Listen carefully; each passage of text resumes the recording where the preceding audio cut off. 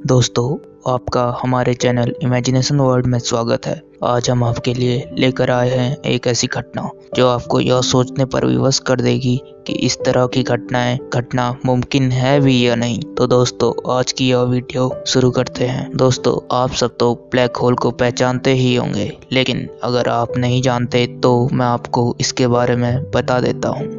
Black hole अंतरिक्ष की वो संरचना है जो बहुत बड़े तारों के टूटने से बनती है। ब्लैक होल की डेंसिटी बहुत ज्यादा होती है, जिसकी वजह से यह अपने दायरे में आने वाली हर चीज को अपनी तरफ खींचते हैं।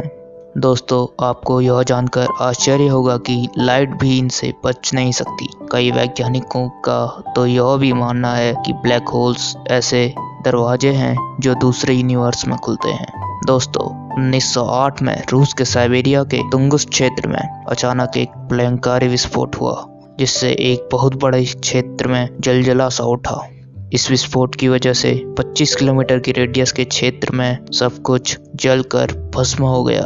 उस जगह से लगभग 350 किलोमीटर दूर केन्नेस में आग का एक बहुत बड़ा गोला देखा गया। उसी समय एक ध्वनि जो लगातार बढ़ती जा रही थी सुनाई देने लगी, और ठीक इसके बाद विशालकाय और बहुत भारी भरकम वस्तु के जमीन से टकराने की आवाज सुनाई दी। ऐसा लगा मानो चंद्रमा धरती से टकरा गया है। चारों तरफ सिर्फ तबाही ही तबाही। सरकारी दस्तावेज बताते हैं कि विस्फोट इतना जबरदस्त था कि दक्षिणी केन्नेस के जानवर अपनी जगह से लगभग 500 किलोमीटर दूर मरे हुए मिले। उनके शरीर पर हड्डियों में थोड़ा सा ही मांस मिला। थोड़ी दूर रहने वाले स्थानीय किसानों के शरीर के कपड़े जलकर उनके शरीर से ही चिपक गए। उनका मांस हवा में रेत की तरह उड़ गया और उनके कंकाल हवा में 40 फीट तक उछल गए। कुछ लोग जो किस्मत से अपनी जान गंवाने से बच गए थे, जब वो बेहोशी की हालत से बाहर आए तो उन्हें लगातार बिजलियों के कड़कने की आवाज़ें सुनाई दे रही थी। उनके घर के बर्तन तक पिघल गए थे। वैज्ञानिकों का मानना है कि यह विस्फोट हिरोशिमा और नागासाकी पर बरसाए गए परमाणु बमों की तुलना में कई गुना ज़्यादा विध्वंसकारी थे। लगभग 8 करोड़ पेड़ जलकर राख बन गए।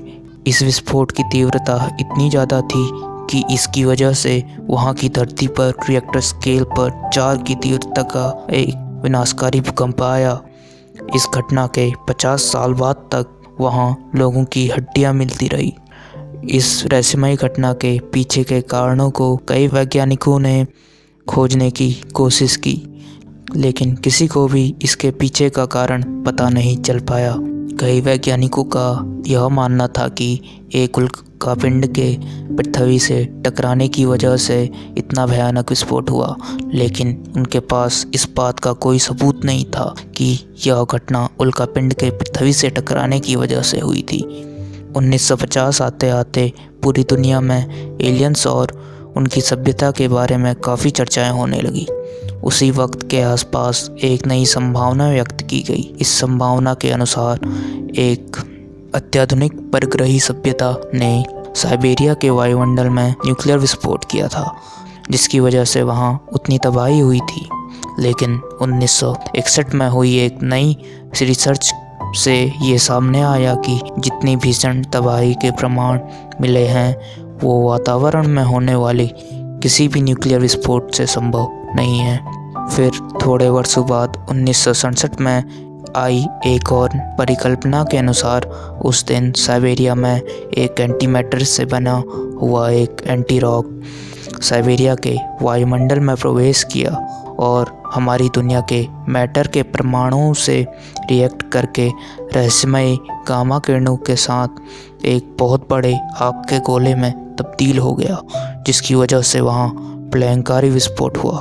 लेकिन 1971 में आई एक थ्योरी ने इस परिकल्पना पर भी सवाल उठा दिए।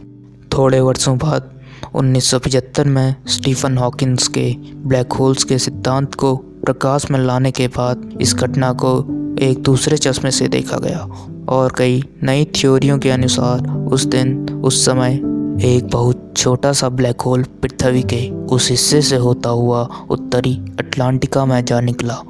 और इस छोटे से ब्लैक होल के कारण करीब 2 लाख लोगों को अपनी ज़िंदगी से हाथ धोना पड़ा। दोस्तों, अगर यह ब्लैक होल अगर थोड़ा भी बड़ा होता तो शायद आज पूरी पृथ्वी ही नहीं होती।